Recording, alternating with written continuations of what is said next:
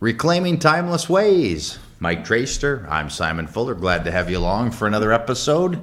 And today's episode has us journeying in which direction, my friend? Backwards and forwards. All at the same time? So yeah, kind of like Mr. Peabody and his pet boy. So just going back to the original question, like, what are we doing here? What are we doing here, Mike? I don't know. I have no. Are we here? You asked me once, what's the basic message? Yeah. Remember? The catalyst behind all of this is show 53 now. Yeah. What started this? Why? The original thought. Well, the original thought is that you can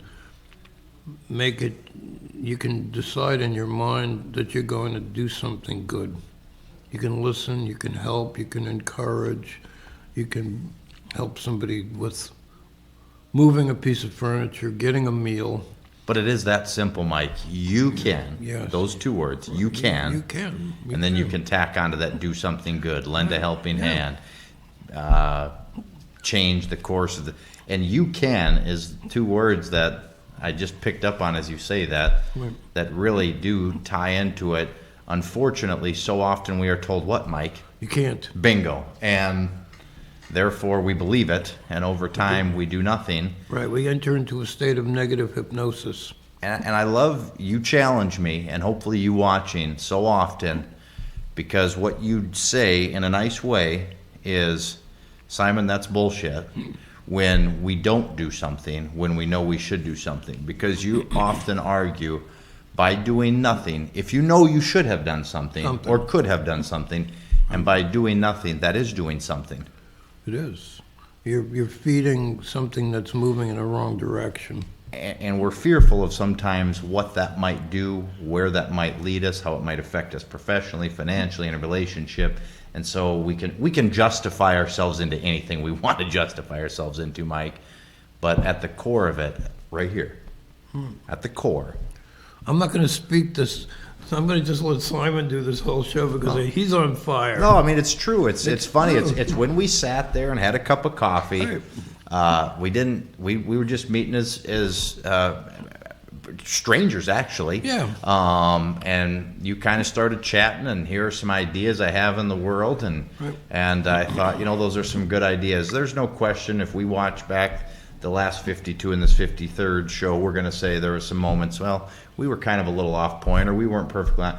But what do you mean? Just a little bit. But at the core, each time we're hoping you pick out a message. And I loved a story you told here a little while back, a couple shows ago. It was actually off air. You didn't tell it on air. Oh. And it's maybe not the exact analogy, but it's an analogy I really liked. Mm-hmm. And that is, you said the power of 10.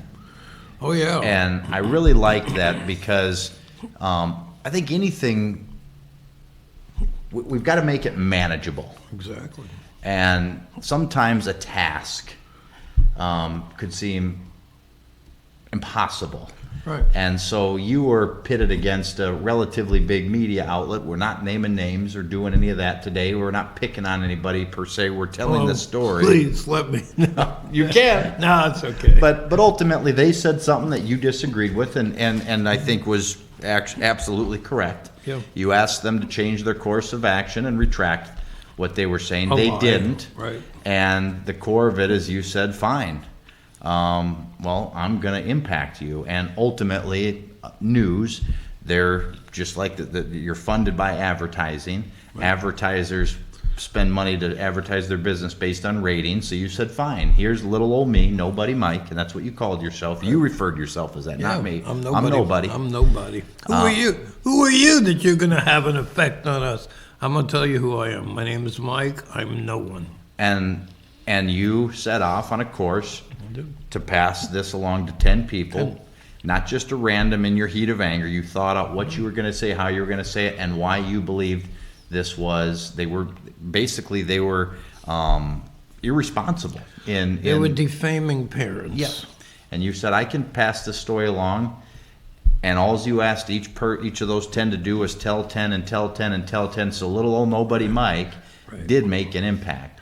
And so what I loved about that story is circling back to the you can. Why would Mike be able to, I don't want to say battle, but in a sense, make a difference against a big news outlet? Right. How am I going to do that? What am I going to do? Mike, I can't do anything about that. No, you can. Okay. And that's why I like that story is, don't look at this yet. What can you do? See what you just did, which is so powerful. It's so simple and yet so profound. And I don't think very many people grasp the moment when they see the example and then say, "Wait a minute, wow, can I reuse this? Right. Is this a piece of aluminum foil? I use it once and throw it away, or is this a $50 hammer I can use for 3 lifetimes?" Right.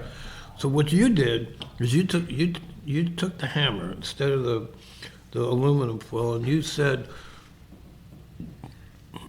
"I'm going to crystallize these 2 words Yeah. into my focus, Yeah. because these are key words. Right. These are words that are so profound, they're so powerful, and they're so focused. Right. They're profound, powerful, and focused, right? Yeah. That you can do good with them. And maybe by either doing something just good or dispelling an evil, you found a key phrase. Yeah. When you watch people talk, if you can extract the key phrase while they're expressing themselves naturally, Right. and they're in a state of focused, open, unfiltered passion Right. about that's when the truth comes out. Right. Right? If you're too prettied up, you're not going to have any of those key phrases. You're going to just be running for office, ma'am. Yeah, we're just here to do good. Yes, sirree. Maybe we'll get some money, you know. Right. It's not like that. This is the fierce. This is like an avenging angel Right. spirit in your gut that says, "No, that man is drowning. Right. Go in the boat and pull him back to shore." Right. You know, it's Right. that. Right. You know, it's. Don't you see those people are starving? Yeah. Starving.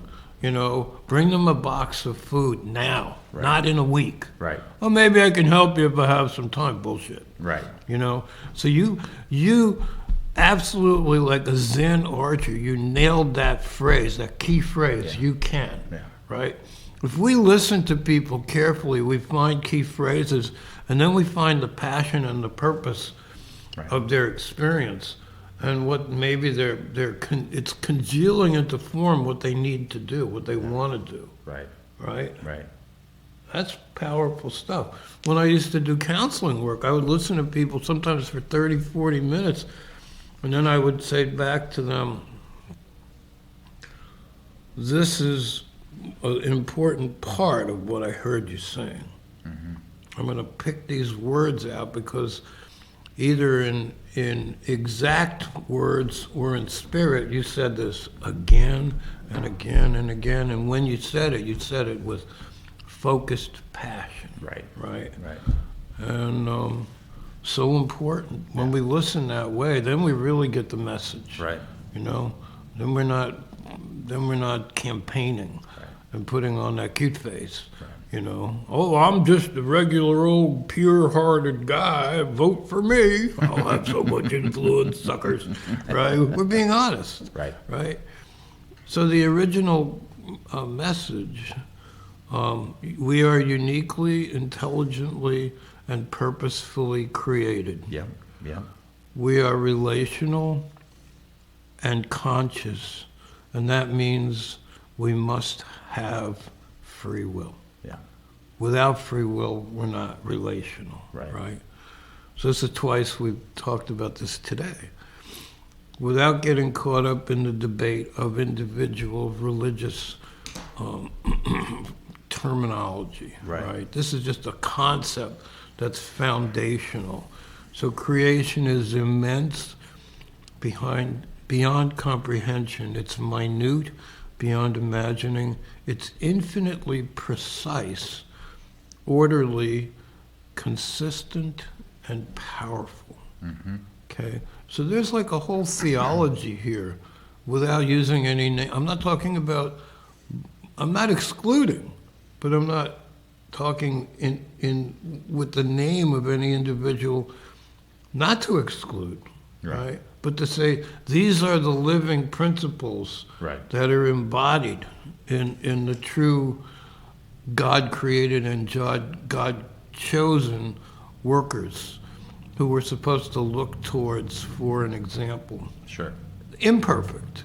And Moses was imperfect. Right. You know, Abraham was maybe worse, you know, etc. You know, Peter, who are you of so little faith, right? Right. The list goes on and on. So I'll read that second part again. It's immense beyond comprehension, minute beyond imagining, infinitely precise, orderly, consistent, and powerful. Probably I'm rereading it for selfish reasons because my own words are surprising to me. You know, it's like, oh, I got in a quiet place Right. when I wrote that. Right. I have to remind myself of that. The noise was gone. You were focused. That's exactly right. So you see, what you did is you crystallized my message and you extracted the unspoken words. You found the key phrase. The key phrase was the noise was gone, Right. right? So he extracted the key phrase that wasn't physically visible on the page, but it was in spirit precise. The Right. noise was gone. Right. That's incredible, powerful listening. That's not usually done. Each of us has a unique role to play and unique gifts and abilities to uncover and develop. Yeah. And then I've talked about using your imagination, your daydreams, to discover your gifts. So if I was bullied as a kid and I have a daydream about beating up Johnny Ringo, and I keep seeing that boom, boom, boom, right? And I break his nose 1,000 times. That's not what I'm talking about, right? That's just me resolving some old injustice. But the positive daydream involves picturing doing something constructive and creative, Yeah. right? Could you read that one more time, Mike? I liked that Okay. phrase. Each of us has a unique role to play and unique gifts and abilities to uncover and develop. You know, you think about that so often. There are certain characteristics that are really, really prized Right, by Americans, by people, Right. and some that aren't as much. right. And I just dislike that. Yeah. Because everyone has their talents and abilities, and Oh, so yeah. the NFL, I'll say, you're an NFL All-Star, you know, ridiculous amounts of money. And I like football and I like sure. the NFL. Right. It's not a individual And we attack. have It's just a saying local star here. this individual In our own is town. put on this platform, Right. and then somebody that wants to go to school to study art or something, you might hear somebody, what are you going to do with that? Right, yeah, What, right. how is that going to get you anywhere? Only a dog. It's only art. Right, and they're not put on the same playing field, and I think so often we can talk somebody out of their individual talents and abilities, and therefore you don't know what that person has to offer. Right. You don't have a clue yet. None of us do. Right. Until By we, stifling that innate God-given talent, we are robbing ourselves, them for sure, and even if you want to look at it selfishly yourself, of figuring out and understanding and seeing what that person might bring that you have no clue. oh yeah. Why would we stifle? Why? Because they're not aspiring to be an NFL superstar. Right. Maybe they can't. And it's I just like that because I think a lot of our shows encourage people to be themselves, and I just like that paragraph. Go on, Mike. I'm sorry. I just Oh, really no, thought no. it was worth This is- repeating. This is a living conversation. Right. It's not. It's a matter of responding naturally, not of interrupting. Yeah. Because otherwise, it's just me making noise. It has to have a conversation back and forth. So we find them, you know, in our dreams, daydreams, coincidences, quote, and interests, or gifts, right? So we find our gifts in our dreams, our sleeping dreams, and our daydreams, those constructive daydreams, not beating up Johnny Ringo. Right. Right? It's like you can do that, but you got to move beyond that at least a little bit, right? Hey, you didn't beat up Johnny today, did you? How could you tell? In our coincidences, which means that's a spiritual thought. Yeah. It means that maybe not everything that's a coincidence is really a coincidence. Sure. So when we say coincidence, we're implying and leading someone to infer that it's an accident, but maybe it was directed by forces we don't see. Correct. You know, how come you and your wife met? Yeah. You know, Coincidence. was it coincidence? No. Well, what is a coincidence? It's funny, we go over that, and Yeah. it just seemed to align in such a way that it would be easy to slap that word, that label on it, Right, but it was very intentional. And when Right. you really break it down, you can see that. right. Means two things, two incidents that took place together, so they wove together. Well, that doesn't mean accidental. If you Right. think about it, it means we used the word improperly. Right. Right? We were given an improper attitude about the word. What does that word actually mean? Well, that's my last two words.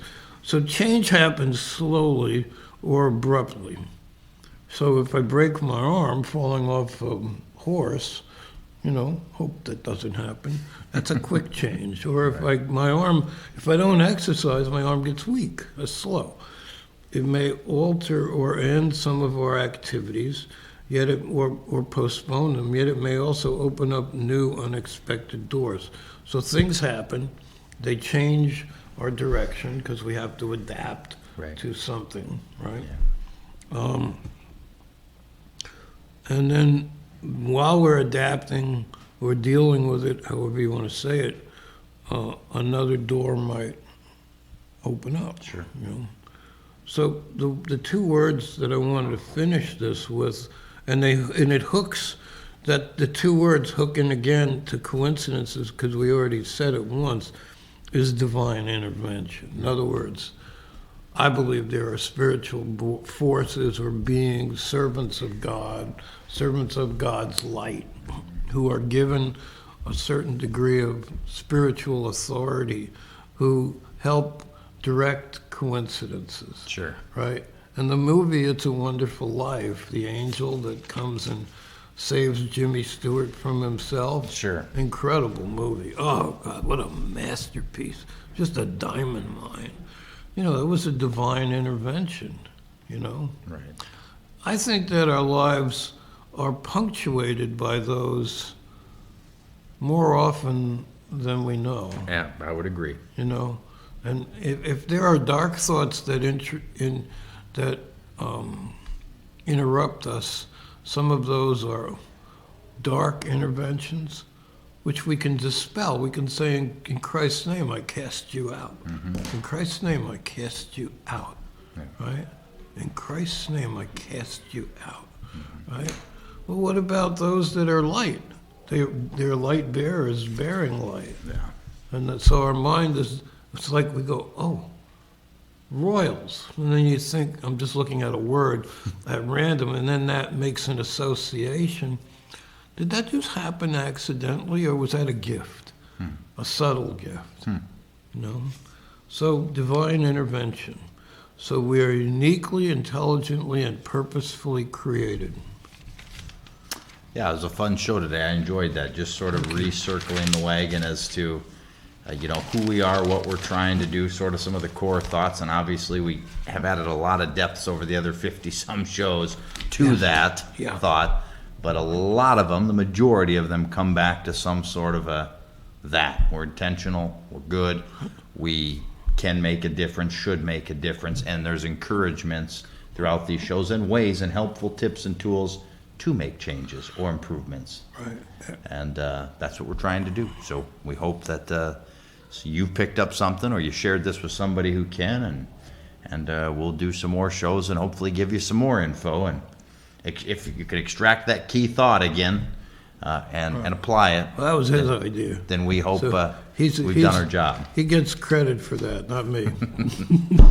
Well, until next time, Mike, always appreciate it. Appreciate you watching us, and we hope you'll share and of course, subscribe if you haven't already done so to our YouTube channel for more great episodes of Reclaiming Timeless Ways in the future. Until next time, we wish you a great day. Take care.